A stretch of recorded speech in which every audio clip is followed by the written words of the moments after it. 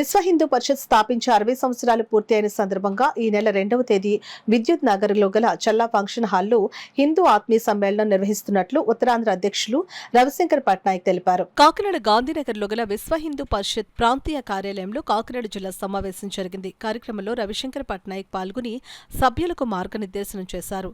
ఈ సందర్భంగా పట్నాయక్ మాట్లాడుతూ సెప్టెంబర్ 2వ తేదీన జరగనున్న హిందువుల ఆత్మీయ సమ్మేళనంలో పెద్ద సంఖ్యలో హిందువులు పాల్గొని కార్యక్రమాన్ని విజయవంతం చేయాలని పిలుపునిచ్చారు. ఈ కార్యక్రమంలో రాష్ట్ర నాయకులు గరిమెళ్ల అన్నపూర్ణయ్య శర్మ, రెడ్నం రాజా, నాగమణి, బాలత్రిపుర సుందరి, మాలతి, ఉభయ భానోజీరావు, రవివర్మ తదితరులు పాల్గొన్నారు. జిల్లా యొక్క ప్రాంతం యొక్క కార్యదర్శి రవి గారు వస్తున్నారు. అలాగే స్వామి సూర్యభాస్కరానంద సరస్వతి స్వామీజీ వచ్చి వారి యొక్క అనుగ్రహ భాషణ చేస్తున్నారు. ఈ కార్యక్రమం నిర్వహణలో మన హిందువులందరూ కూడా పాల్గొనాలని చెప్పేసి కోరుతున్నాను.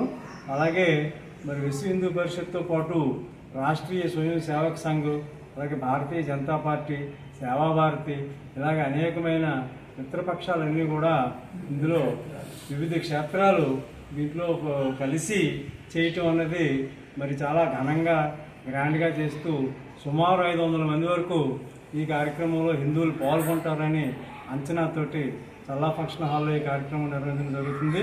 మొదటగా శ్రీకృష్ణ వేషధారణ పోటీలు ఉంటాయి. ఆ వేషధారణ పోటీలకి 2 నుంచి 3 వరకు కూడా వేషధారణ పోటీలు ఉంటాయి. పాఠశాల నుంచి కానీ పాఠశాలల నుంచి వచ్చే శ్రీకృష్ణ వేషధారణ పోటీల కోసం వచ్చే విద్యార్థులందరికీ కూడా ప్రశంసా పత్రాలు అందరికీ ఇవ్వడం జరుగుతుంది.